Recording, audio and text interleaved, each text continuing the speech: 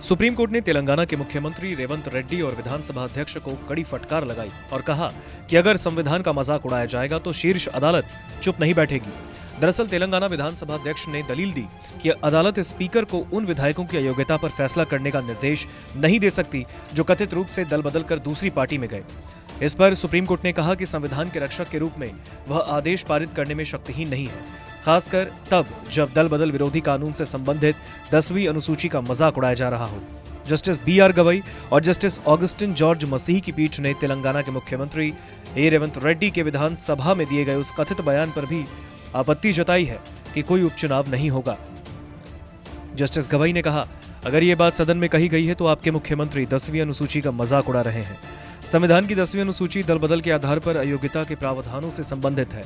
पीठ तेलंगाना विधानसभा अध्यक्ष के द्वारा अयोग्य करार देने के अनुरोध वाली याचिकाओं पर निर्णय लेने में कथित देरी से संबंधित दलीलों को सुन रही थी।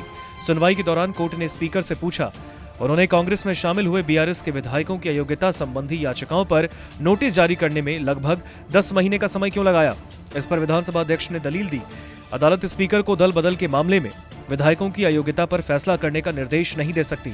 एक याचिका में 3 विधायकों को अयोग्य करार देने वाले संबंधी तेलंगाना हाईकोर्ट के नवंबर 2024 के आदेश को चुनौती दी गई, जबकि एक अन्य याचिका दल बदल करने वाले शेष 7 विधायकों को लेकर दायर की गई।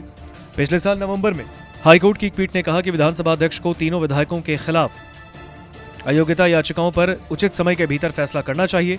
पीठ का फैसला एकल न्यायाधीश के 9 सितंबर 2024 के आदेश के खिलाफ अपील पर आया।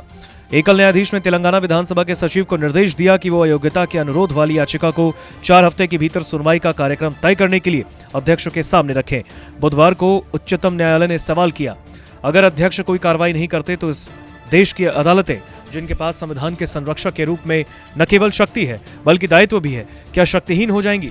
सुप्रीम कोर्ट ने स्पीकर की ओर से पेश हुए वरिष्ठ अधिवक्ता मुकुल रोहतगी की उस दलील पर भी आश्चर्य जताया, जिसमें उन्होंने कहा, अदालत अयोग्यता याचिकाओं पर निर्णय लेने के लिए निर्देश नहीं दे सकती और कोई समय सीमा तय नहीं कर सकती।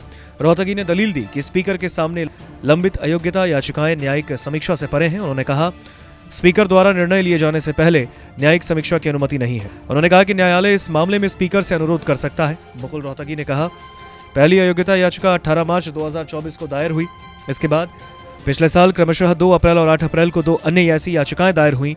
उन्होंने कहा कि पहली याचिका पिछले साल 10 अप्रैल को उच्च न्यायालय में दायर की गई। जब पीठ ने अयोग्यता याचिकाओं पर नोटिस जारी करने में लगने वाले समय के बारे में पूछा तो वरिष्ठ अधिवक्ता ने हाईकोर्ट के सामने मामले के लंबित होने का हवाला दिया। जस्टिस गवई ने कहा, उच्च न्यायालय के एकल न्यायाधीश ने केवल 4 हफ्ते के भीतर कार्यक्रम तय करने का अनुरोध किया था। नमस्कार, मैं हूं मानक गुप्ता। अगर आपको हमारा ये वीडियो पसंद आया हो तो इसे लाइक और शेयर जरूर करें और हाँ, हमें सब्सक्राइब और फॉलो करना ना भूलें ताकि आप देश और दुनिया की कोई खबर मिस ना करें। तो जुड़े रहिए हमारे साथ और देखते रहिए News 24।